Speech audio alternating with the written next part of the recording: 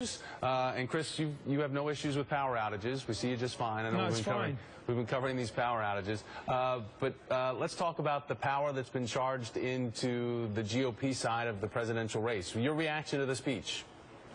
Well, I think he laid down the fight here. He said the line is, I'm not going to be for nation building overseas. I'm going to build bridges here at home, not over there.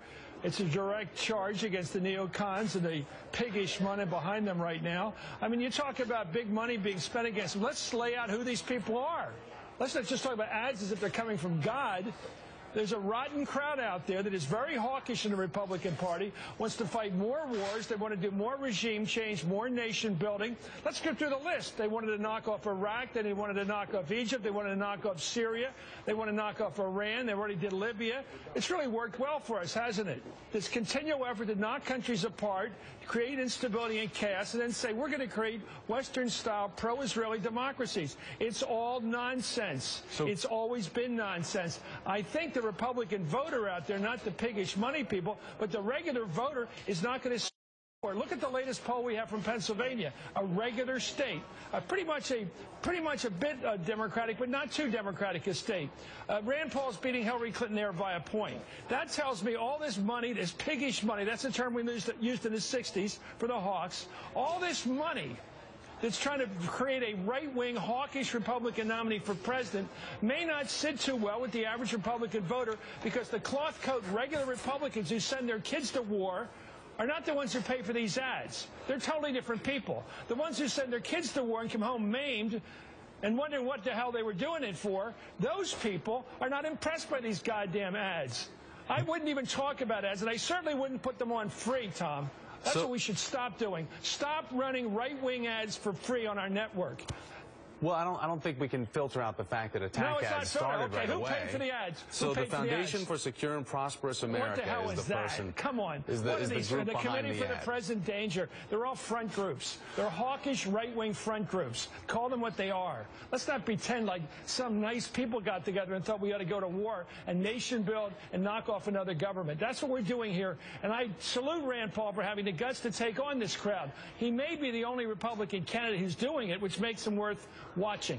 So as we look at the other issues for Rand Paul and where he stands on the issue, Chris, as we talk about immigration reform, he wants the GOP to abandon their fixation on amnesty, and he favors smaller U.S. military presence overseas, as we've just talked about, opposes this federal ban on marriage equality.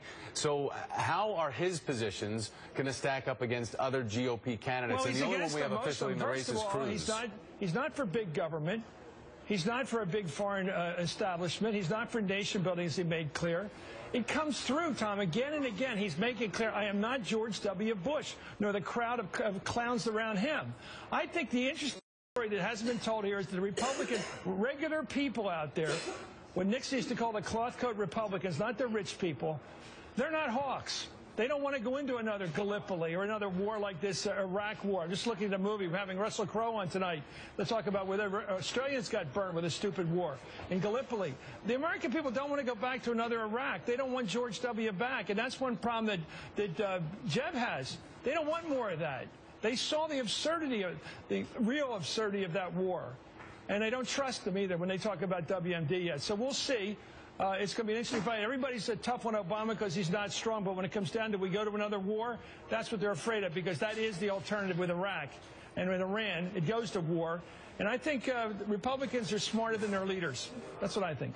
All right, well, Rand Paul is officially in the race, and as you pointed out tonight, Chris, you have Russell Crowe as a guest. That's a great, he's coming on tonight. Great guest. But we're going to be talking about what you're talking about. I think the big story is the one you're on, Tom, which is Rand Paul. I think it's not like it was back in 2004. It's not like it is. All you have to do is say I'm against the war, and somebody like Rudy Giuliani, it pops up like a cuckoo clock and says, oh, you got to remember 9/11. It's not going to be that simple anymore, because people know there was no connection between 9/11 and going to war in Iraq. It did nothing to keep us safe. It was just more killing, more Islamic hatred, more jihad, more war.